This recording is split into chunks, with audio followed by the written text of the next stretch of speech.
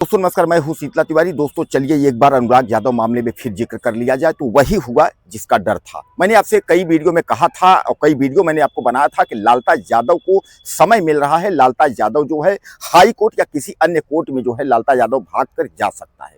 और वही हुआ दोस्तों कि लालताज यादव जो है इसके पहले जिलाधिकारी कोर्ट में वह गया और जिलाधिकारी कोर्ट में वह जाकर के जो तहसीलदार महोदय ने जो ऑर्डर किया था कि तत्काल प्रभाव से वहां जो घर है उसको जो है बेदखली की कार्यवाही किया जाए, मतलब उन्होंने आदेश किया था, उसी को चैलेंज करने के लिए वह जो है जिलाधिकारी कार्यालय गया था, जिलाधिकारी के यहाँ कलेक्ट्रेट में गया था। लेकिन कलेक्टर साहब से जो है कोई राहत नहीं मिली। जैसा कि आप जानते हैं कि अनुराग यादव मामला जौनपुर का जो है हाईलाइटेड मामला है, तो जितने अधिकारी हैं सबको पता है।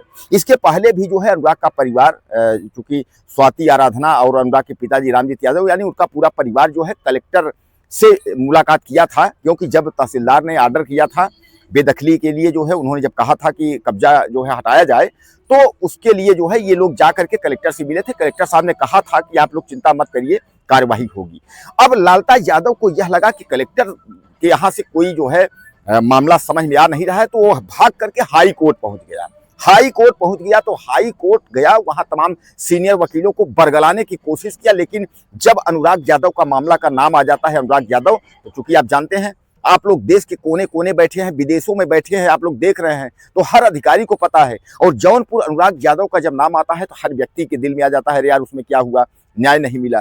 तो उसमें जो है कुछ वकीलों को बरगला करके उसके बाद उसने कहा कि तहसीलदार ने जो है ऑर्डर कर दिया है हमारा घर गिराने के लिए। तो इस पर जो है वकीलों ने वहां बहस की और बहस करने के बाद तो हाई कोर्ट ने राहत देने से जो है इनकार कर दिया। लेकिन हाई कोर्ट ने थोड़ा सा जो है लालता के चोट पर मरहम किया है।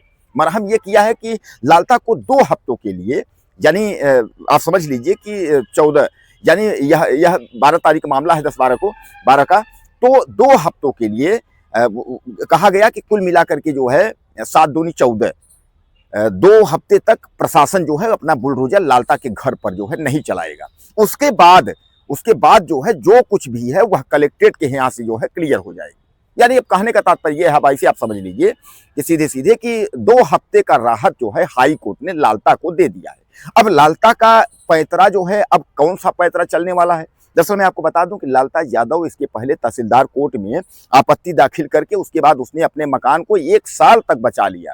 हालांकि वो जेल में भी रहा, जेल के बाद वह बाहर निकला तो फिर तब भी 1 साल तक उसने अपने आप को जो है अपने मकान को बचा लिया गिरने से। अब लालताज यादव बाहर है, उसका बेटा राजेश दरोगा वह भी बाहर, ये सब बाहर है। अब यह लोग ये सोच रहे हैं कि कैसे करें कि मकान हमारा जो है न गिरे, मकान हमारा बच जाए। दोस्तों इस पर लालता पूरी कोशिश में लगा हुआ है कि किस तरीके से करें कि मकान हमारा बच जाए, मकान हमारा न गिरे।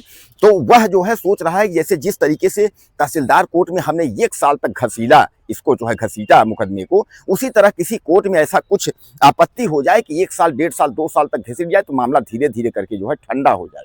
लेकिन प्रशासन भी इस बात को समझ रही है दोस्तों, वह जो है प्रशासन भी जान रही है, आप भी जान रहे हैं। कानूनी पॉइंट में यह है कि मकान इसका गिरेगा। हाई कोर्ट ने 2 हफ्ते के लिए मौका इसको जरूर दे दिया है, लेकिन उसके बाद जो है उन्होंने कहा है कि जो कुछ भी मामला होगा वो जिलाधिकारी यानी कलेक्ट्रेट से ही होगा। यानी कलेक्टर साहब तो के यहाँ तो पहले ही गया था, ताकि वहां कहीं ऐसा ना हो कि नायब तहसीलदार के यहाँ से सीधे हाई कोर्ट जाता, तो ये भी कह सकते थे कि आप कलेक्टर के यहाँ नहीं गए, जिले में नहीं गए, आप सीधे कैसे आ गए यहाँ भी, ये सवाल उठता। इसलिए वह जो है तहसीलदार के यहाँ से पहले कलेक्टर के यहाँ गया। कलेक्टर के यहाँ उसने गुहार लगाई कि तहसीलदार के आदेश पर रोक लगाया जाए, लेकिन रोक नहीं लगी। तब वो भाग करके हाई कोर्ट गया। हाई कोर्ट से 2 हफ्ते का मौका मिला कि बलपूर्वक इसके मकान पर जो है किसी प्रकार की कार्यवाही न हो। दोस्तों बलपूर्वक अगर कार्रवाई करनी होती तो प्रशासन कब का बुलडोजर चला चुका होता। जब नोटिस चस्पा हुई थी अनुराग यादव हत्या के बाद ही, तभी जो है बुलडोजर प्रशासन जो है चला देता, इसमें 2 राय नहीं है। लेकिन बलपूर्वक की कार्यवाही जो है नहीं की गई। कानूनी पॉइंट में कार्रवाई की जा रही है कि कानून तरीके से जो है लालता का घर जो है उसको गिराया जाएगा। तो अब 2 हफ्ते तक जो है, तो आप समझ लीजिए कि किसी तरह का बुलडोजर चलने की स्थिति में नहीं है।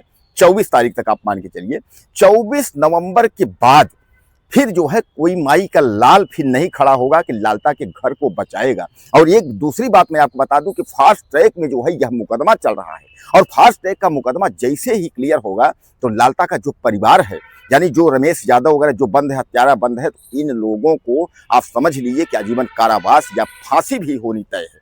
कारण यह है, यह मामला इतना हाईलाइटेड मामला है कि घर को बुलडोजर से ध्वस्त करना और इन अपराधियों को जो है जेल के सलाखों में डाल देना या इनको फांसी पर लटका देना, तभी समाज जो है चैन से बैठेगा। और दोस्तों, लड़ाई अभी हम लोग को बहुत लड़नी है। लड़ाई जो है अनुराग यादव का साथ नहीं छोड़ना है, क्योंकि अनुराग यादव का जो परिवार है वह टूट चुका है। अनुराग यादव के पिताजी को इसी सदमा की वजह से वह जो है बीएचयू बनारस में वह भर्ती हो गए थे, जिनके लिए जो है धनंजय सिंह को बेटियों ने फोन किया, सांसद आपके जौनपुर, वह पहुंचे, दवा दर्पण का जो है व्यवस्था करवाया। उनके पास पैसे नहीं है, वह बहुत टूट चुके हैं। तो कहने का तात्पर्य यह है कि आप अगर अनुराग यादव के परिवार को जानते हैं तो उनके नंबर पर आप संपर्क करते हैं। वो अगर कुछ सहयोग करना चाहते हो तो आप उनका कुछ सहयोग जो है आपसे जो हो पाए उनका कुछ आप लोग सहयोग करिए। क्योंकि ऐसा नहीं मैं कहता हूं कि आप नहीं 4,000, 6,000, 10,000, ऐसा कुछ नहीं है। सहयोग का मतलब यह है 10 रुपए से लेकर के उसके बाद जो है 10 लाख तक का भी सहयोग है। तो आप उस परिवार के साथ अगर हमदर्दी आपकी है, आप खड़े हैं, तो आप अगर थोड़ा थोड़ा करके, अगर आप बूंद बूंद करके जो है सागर बन जाता है। तो थोड़ा थोड़ा करके अगर सहयोग कर देंगे तो अनुराग यादव के पिताजी इस लड़ाई को जो है लड़ लेंगे। और जो उनको आज यह लग रहा है कि बेटा अनुराग, हम तुमको न्याय नहीं दिला पा रहे हैं, हम इस लचीले कानून व्यवस्था, इस सस्ते कानून व्यवस्था की जो अड़ैल रवैया से समझ लीजिए कि मैं बहुत कमजोर हूं, या शासन सत्ता की तानाशाही कहूं कि हम तुमको जो है न्याय नहीं दिला पा रहा हूं, 1 साल का वक्त हो गया है। यही सब देखते हुए सदमा उनको हुआ, सदमा से वह बीमार पड़ गए हैं। हालांकि उनकी दवा चल रही है बीएचयू वाराणसी में जो है। तो कहने का तात्पर्य यह है कि लालता को यह पता है दोस्तों कि घर भी गिरेगा, सजा भी होगी, लेकिन लालता सोच रहा है कि ये दिन जो है चले, कई दिन जो है चलता रहे। कम से कम ये है कि जितने दिन बचा रहेगा उतने दिन बचा रहेगा, नहीं एक दिन उसको यह खूब पता है लालता यादव को कि घर गिरेगा। उसको चूंकि वह पता चल गया है, उसको जब तहसीलदार के यहाँ से जब ऑर्डर हो गया, उसको पता चल गया कि अगर कहीं भी जाएगा तो तहसीलदार के यहाँ से ऑर्डर, इसी ऑर्डर के अनुसार जो है कार्यवाही होती जाएगी और फैसला होता जाएगा। यानी इसको घर जो है गिराना ही गिराना है। अब घर जो है शासन कब गिराती है, इसका वक्त कब आता है, अभी बहरहाल 24 तारीख 2 हफ्ते तक जो है हाईकोर्ट ने रोक लगाया है। अब फिर वापस इसको लौट करके फिर उसी अदालत में जो है जिलाधिकारी और वही अदालत में फिर जाना है, जहां से कि इसका पतन होगा, जहां से कि इसका घर जो है गिरना शुरू हो गया। तो कुल मिलाकर के आप समझ लीजिए दोस्तों कि अब जो है लालता यादव मिट्टी में मिल चुका है, बर्बाद हो गया है। यानी एक तरीके से जैसे मैं आपको बताया, मिट्टी में मिल जाना का मतलब बर्बाद हो जाना, सब कुछ खत्म हो जाना। इसका सब कुछ खत्म हो गया, समझ लीजिए। तब जो है गिड़गिड़ा रहा है, दौड़ रहा है, भाग रहा है, इसलिए कि इसको 2 हफ्ते की राहत दी गई है। 2 हफ्ते बाद जो है फिर कोर्ट का जो डंडा है वह फिर चलेगा और जो है फिर जो अग्रिम कार्यवाही है वह होगी। दोस्तों, आप कहाँ से हमारा वीडियो देख रहे हैं और अपनी राय मुझे जरूर आप लोगों को कुछ लिखना हुआ लिखिएगा, लेकिन आप जो है अपना पता मुझे बताना ना भूलिएगा कि आप कहाँ से देख रहे हैं, भारत से हैं या विदेश में हैं। विदेश में हैं तो कहाँ से हैं, अपना नाम परिचय आप मुझे जरूर दीजिएगा। और कुछ कहना हो तो आप मैसेज करिएगा, मैं आपके साथ हूँ। और जो कुछ आप कहेंगे, मैं सारे कमेंट आपके देखता हूँ, सारे कमेंट पढ़ता हूँ और रिप्लाई भी अगर जिसकी ज़रूरत समझता हूँ, अगर कुछ सवाल है अगर आप करते हैं तो मैं रिप्लाई भी देता हूँ। तो आप मुझे मैसेज करें, चैनल को सब्सक्राइब कर लें। अगले वीडियो में फिर मिलते हैं। नमस्कार।